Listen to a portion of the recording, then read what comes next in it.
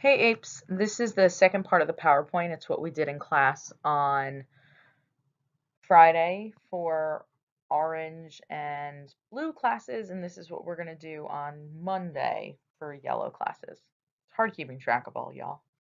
So, disposal of solid waste. We have three main methods: open dumps, sanitary landfills, and incineration. This is for basically garbage that you and I create. This isn't the industrial waste or the agricultural waste. Most of it, as you can see, goes to sanitary landfills. About 13.6% of it is burned, and then about 30% is recycled.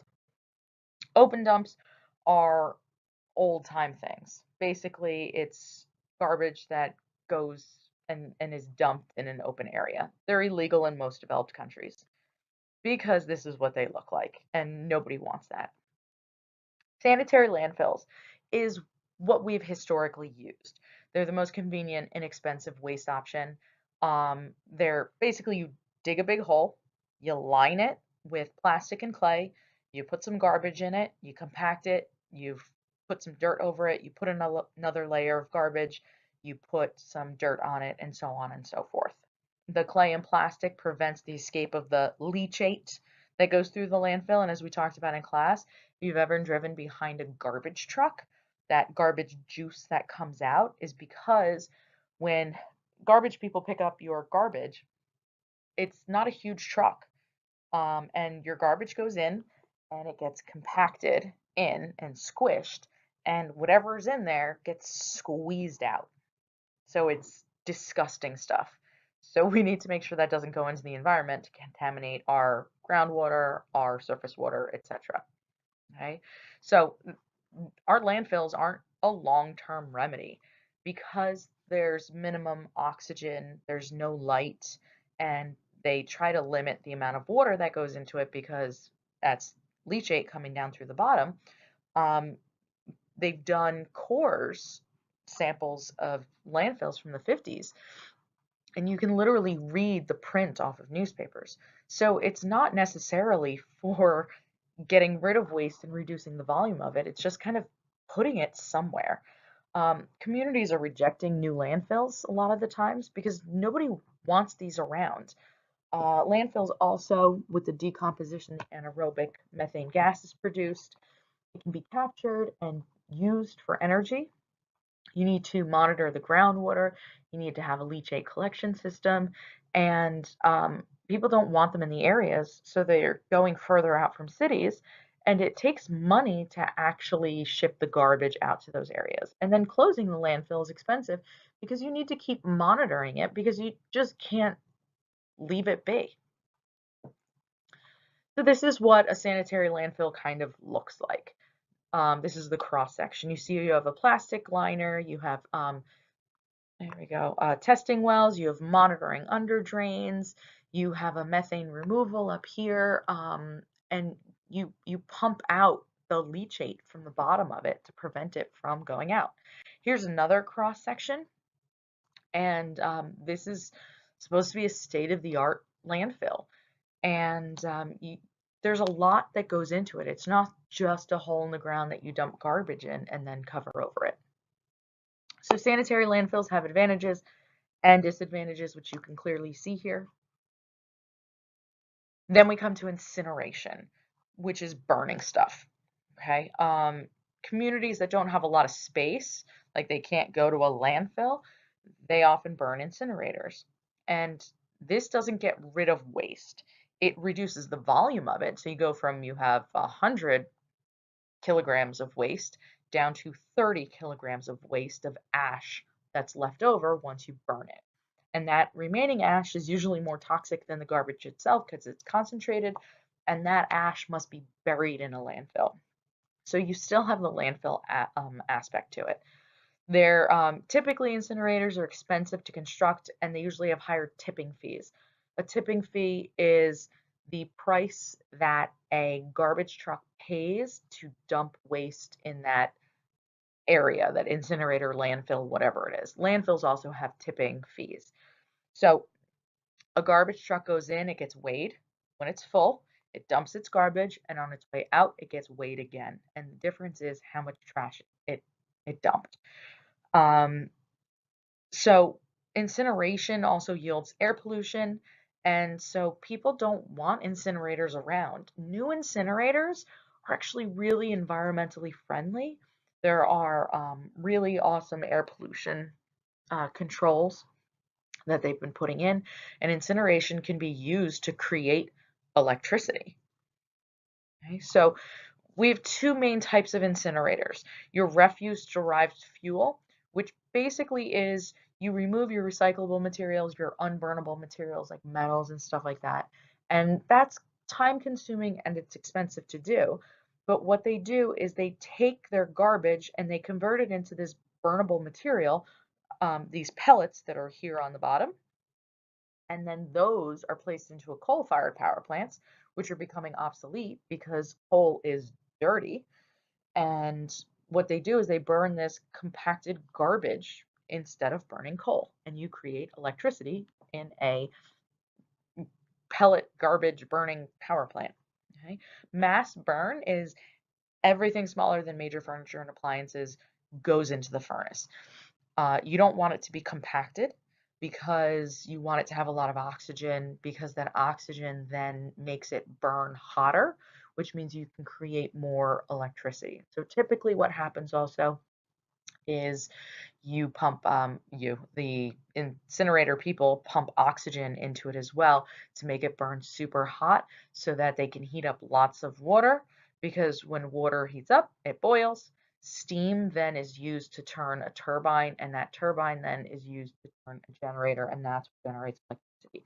We're going to go over all of that in unit 8. What you just need to know now is that that heat is what helps generate electricity from these incinerators. Okay. Mass burn, everything is burning. So anything that you put into your garbage, whether you're supposed to or you're not, burns. So when you think about it, if you're putting in compact fluorescent light bulbs, they have mercury in them.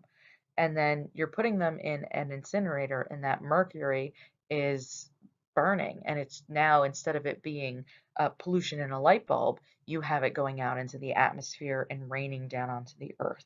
So the residual ash contains toxic material. It needs to go to a landfill, but also you're going to create different air pollution problems. Okay, so here's an image about incineration. You can work your way through it. I did that in class, but there are now really good air pollution standards. And so incineration is becoming more of an environmentally friendly option. Okay, there are always advantages and disadvantages, and any sort of just get rid of the waste actually encourages waste production, because it's just literally garbage people come to your house and pick up your trash. So it's no sweat to any of us to throw away anything, because it's you're getting rid of it no matter what. Out of sight, out of mind. Integrated waste management, we spoke about this a little bit beforehand. So as an environmentalist, we want to start at the top, and then last option should be it goes to a landfill. Unfortunately, that's not the way that our world works right now. We're not going to watch any of these. And these are 6 strategies to cut solid waste by reducing, reusing, and recycling. We went over a couple of these also in the last PowerPoint. Okay, hazardous waste. It's fatal, it's toxic, it's carcinogenic, mutagenic, teratogenic, it's corrosive. I'm not going to test or quiz you guys on, like, give me an example of hazardous waste or something. Kind of common sense, cyanide and explosives are hazardous. Okay?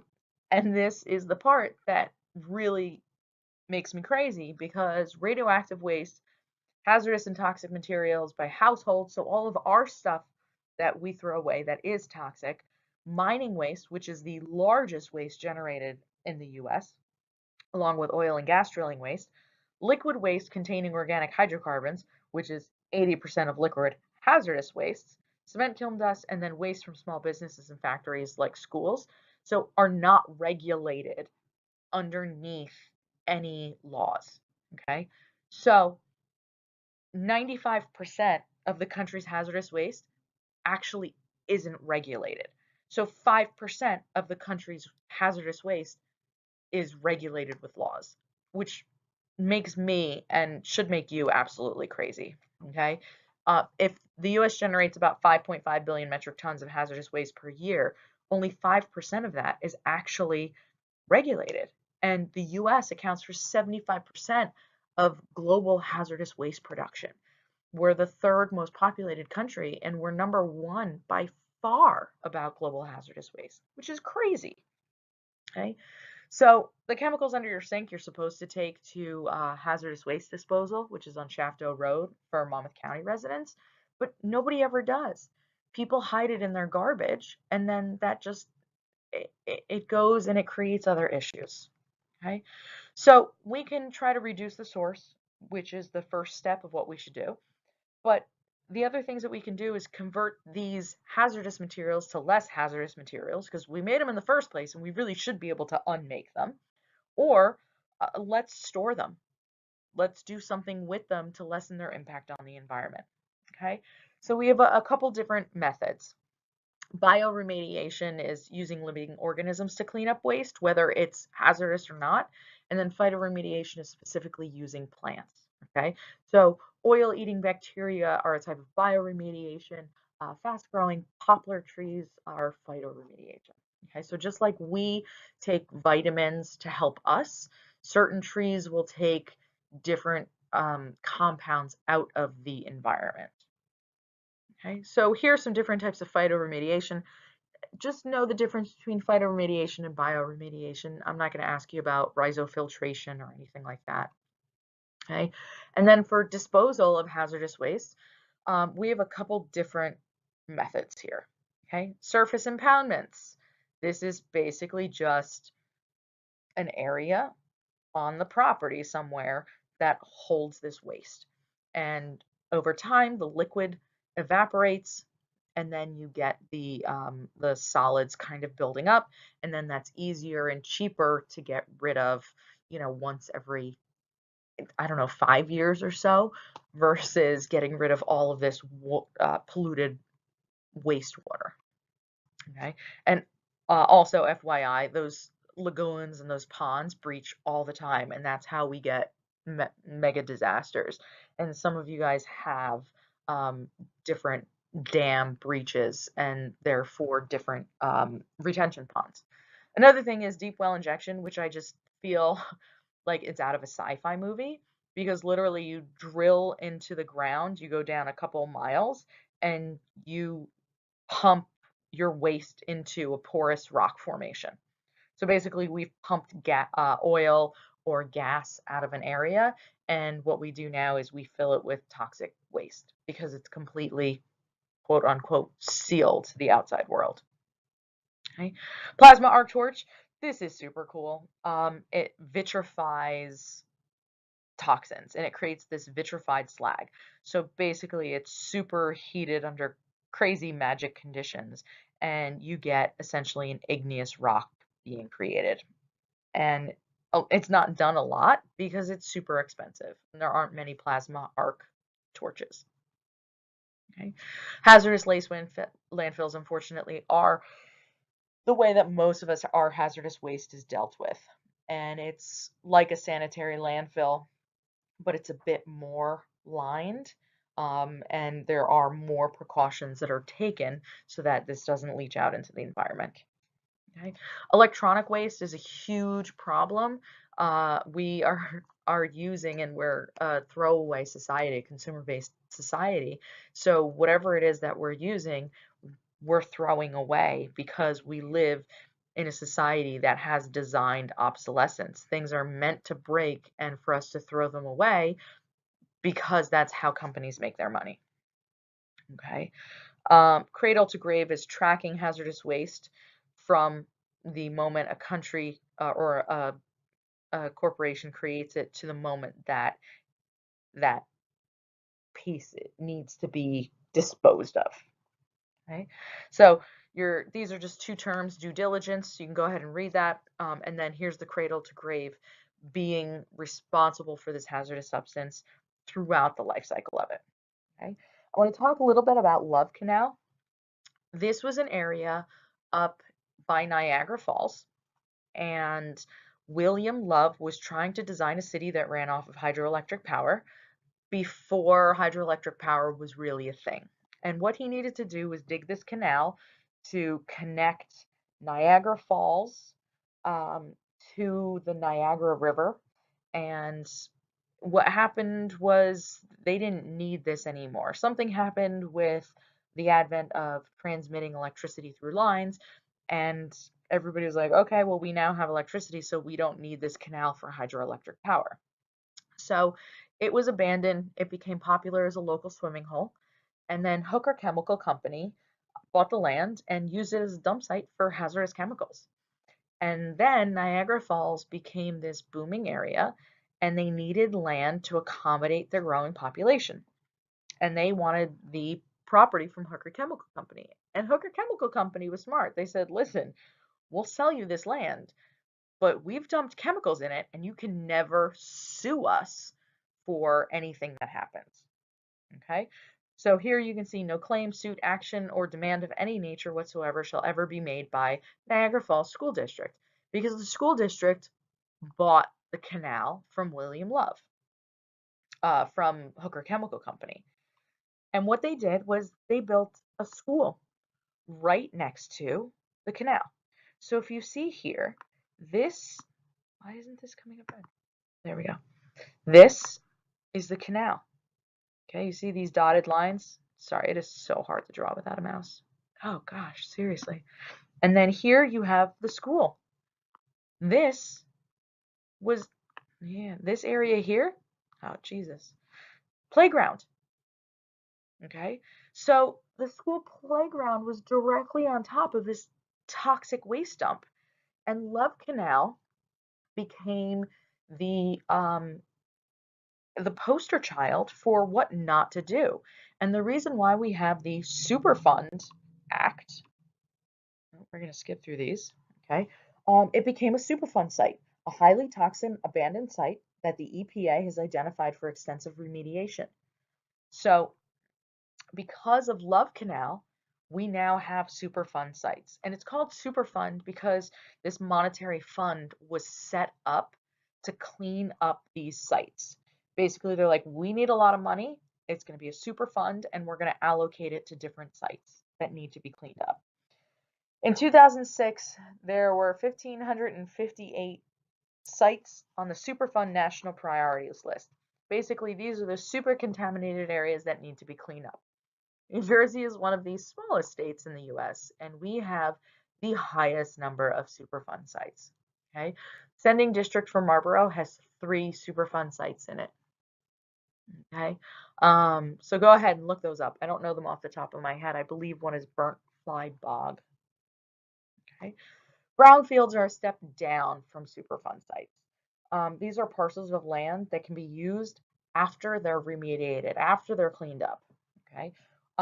Typically, the soil is polluted by like storage tanks or cars on ground because these are usually factories, junkyards, older landfills, gas stations, and abandoned industrial sites.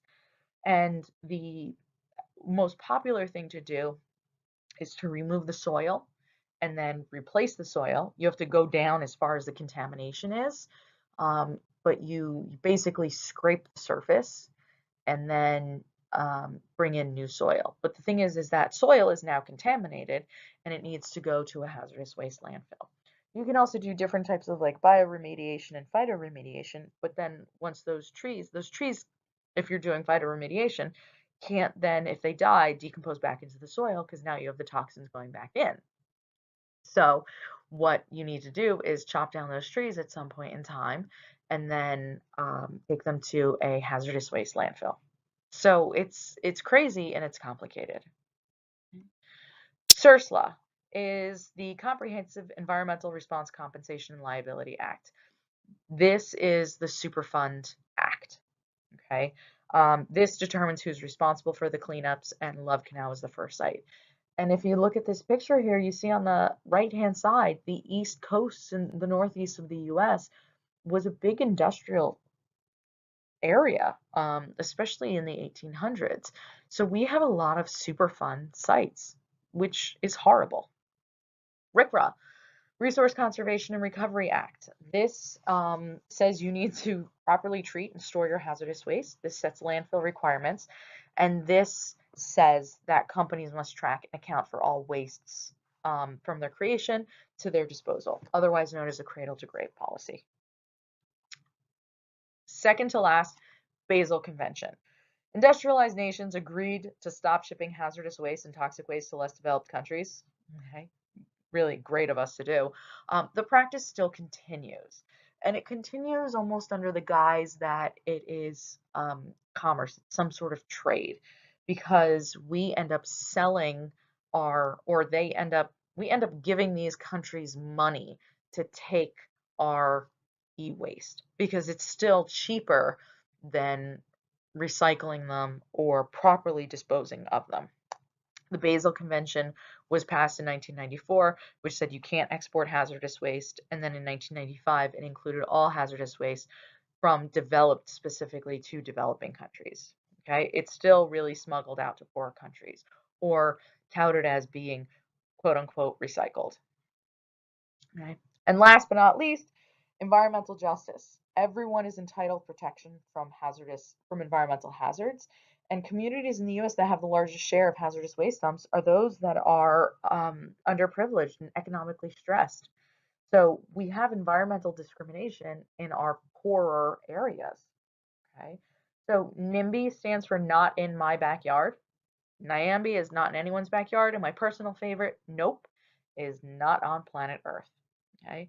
You made it this far, 21 minutes in. Okay. Hopefully this helps you for your quiz, whenever that is, and then the test, which is either on Wednesday or Thursday. Okay.